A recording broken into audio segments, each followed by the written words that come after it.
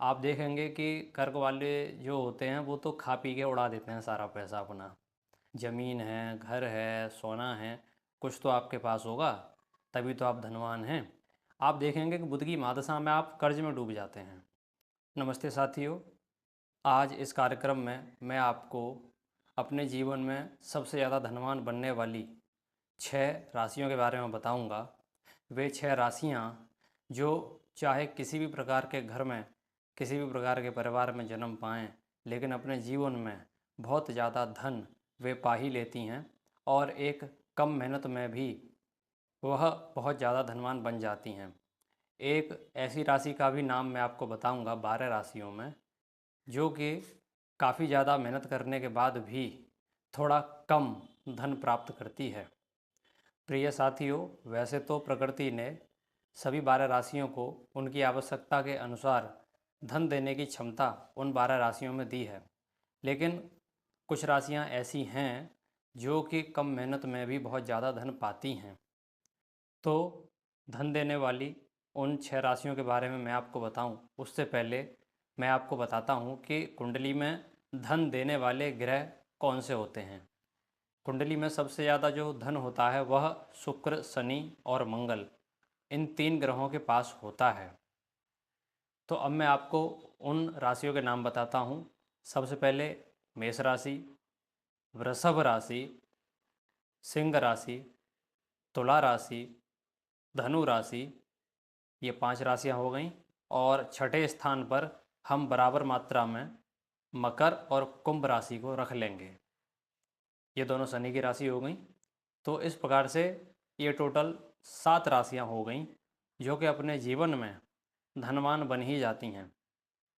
अब यहाँ पर ध्यान देने वाली बात यह है कि यदि किसी ने मान ही लिया है कि मैं यदि इतने हज़ार या इतने लाख करोड़ बनाऊंगा तो ही मैं अपने आप को धनवान मानूंगा, और पंडित जी तो गलत बता रहे हैं, तो उसका मेरे पास कोई इलाज नहीं है, मैं क्षमा चाहूँगा।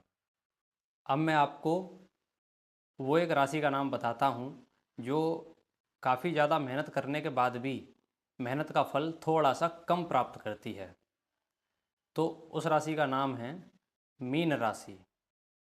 यह 12वीं राशि है, सबसे आखिरी राशि, जिसका राशि स्वामी बृहस्पति होता है।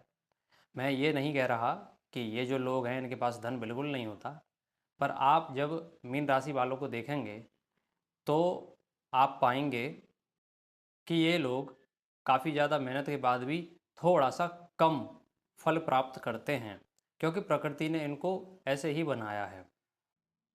मीन राशि वाले तो ऐसे भी होते हैं कि इनका जो नौकरी व्यापार है वह भी देर से ही सेट होता है। लगभग 30-32 की उम्र हो जाती है तब ये अपने कार्य क्षेत्र में स्थापित हो पाते हैं, क्योंकि ये थोड़ा धीरे चलते हैं, थोड़ा धीरे धीरे कदम बढ़ाते हैं। तो इसको भी आप यहाँ जोड़कर देख सकते हैं। ठीक है। अब आपने यहाँ पर ये ध्यान दिया होगा कि मैंने यहाँ पर कर्क राशि, मिथुन और कन्या का नाम सबसे ऊपर नहीं लिया है, जो 6 राशियाँ 7 राशियाँ मैंने आपको बताई, क्योंकि बाकी जो ज्योतिषी हैं वो तो कहते हैं कि जी जो बुध नामक ग्रह है वह तो उत्तर दिशा का स्वामी है और वहाँ के देवता कुबेर हैं, तो मिथुन और कन्या वालों के पास तो बहुत धन होता है, बहुत मीठा मीठा बोलते हैं ज्योतिषी इस बारे में। ठीक है। तो आप ये स्वयं जांच करके देख सकते हैं, मैं ये नहीं कहूँगा कि आप या उनकी मान लें या मेरी मान लें। और जो कर्क राशि है इसके बारे में भी ज्योतिषी बोलते हैं कि ये जो है चंद्रमा की राशि है, सुखों की राशि है, काल पुरुष की चौथी राशि है, ये राशि है, वो है। आप देखेंगे कि कर्क वाले जो होते हैं वो तो खा पी के उड़ा देते हैं सारा पैसा अपना। तो यहाँ पर जो धन की बात हुई है वो हुई है कि आपके पास कुछ एकत्रित मात्रा में कुछ होना तो चाहिए, कुछ वेल्थ आपके पास होनी चाहिए, कुछ संपत्ति आपके पास होनी चाहिए। ज़मीन है, घर है, सोना है, कुछ तो आपके पास होगा, तभी तो आप धनवान हैं। अब जैसे मान लीजिए कि अगर कोई व्यक्ति 1 लाख रुपए महीने कमाता है और उसके खर्चे ही 1 लाख रुपए के हैं, तो उसकी जेब में तो कुछ नहीं बच रहा, तो वो तो सिर्फ अपनी ज़रूरतें पूरी कर रहा है। तो उसकी आमदनी को उसकी अमीरी से या उसके धनवान होने से नहीं जोड़ा जा सकता, क्योंकि उसके पास बच तो कुछ भी नहीं रहा ना, तो वो धनवान कहाँ से हुआ। धनवान उसे कहते हैं जिसके पास कुछ एकत्रित मात्रा में होता है। मैंने जिन 7 राशियों के बारे में आपको बताया उनके पास एकत्रित मात्रा में काफ़ी सारी चीज़ें होती हैं। ठीक है।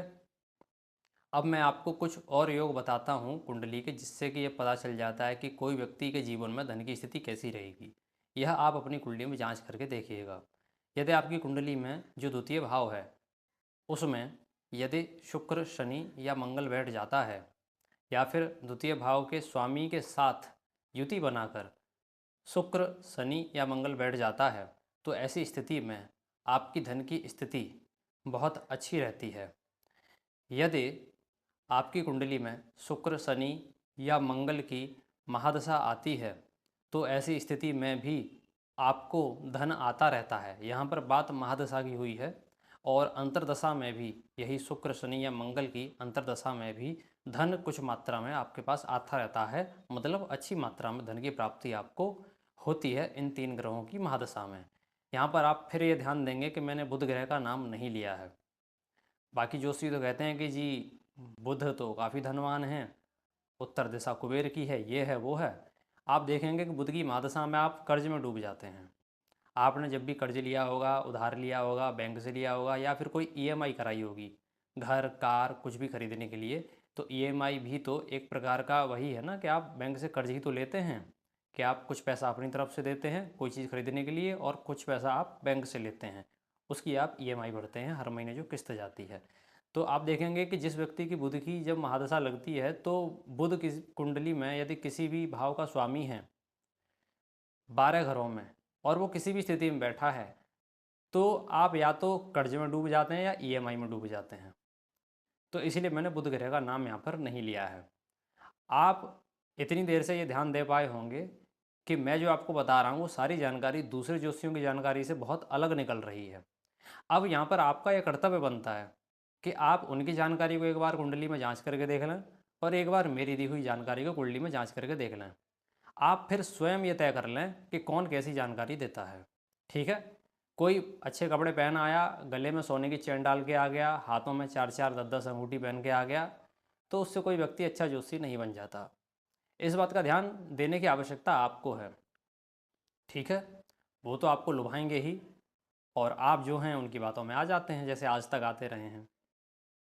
अब मैं आपको कुछ और योग बताता हूँ कि जैसे अगर आपकी कुंडली में पितर ऋण, पितर श्राप होता है, तो आप धन के लिए काफ़ी ज़्यादा परेशान हो जाते हैं, फिर चाहे आपकी राशि 12 राशियों में कोई सी भी हो। अगर आपकी कुंडली में ज़्यादा स्थिति गड़बड़ होती है पितर ऋण और पितर श्राप की, तो यह आपके जीवन में धन की स्थिति को बहुत ही बिगाड़ देता है। पितर श्राप के ऊपर मैं एक अलग से कार्यक्रम करूँगा, उसमें मैं आपको बता दूंगा कि पितर श्राप कैसे बनता है। ठीक है? एक और ध्यान देने वाली बात यह है कि यदि आपकी कुंडली में जो लग्नेश है वह द्वितीय भाव में या द्वितीय भाव के स्वामी के साथ बैठता है, तो ऐसी स्थिति में आपके जीवन में धन की स्थिति अच्छी रहती है। तो ये सभी जानकारी आप अपनी कुंडली में जांच करके देखिएगा, मिला के देखिएगा, और फिर आप मुझे बताइएगा कि मेरी दी हुई जानकारी आपको कैसी लगी। जानकारी सही दे रहा हूँ ये तो मुझे स्वयं ही मालूम है। ठीक है? और कुंडली दिखाने के लिए आप लोग व्हाट्सएप कर सकते हैं। कुंडली दिखाने की सुविधा मुफ्त नहीं है, तो मुफ्त वालों से मैं क्षमा चाहूँगा। आप लोग यहाँ ना आया करें, क्योंकि आपका भी समय ख़राब होता है और मेरा भी। ठीक है? तो व्हाट्सएप नंबर चल रहा है, आप इस पर व्हाट्सएप कर सकते हैं, नमस्ते लिख के भेज सकते हैं। मैं आपको कुंडली दिखाने की पूरी जानकारी दे दूँगा। नमस्ते।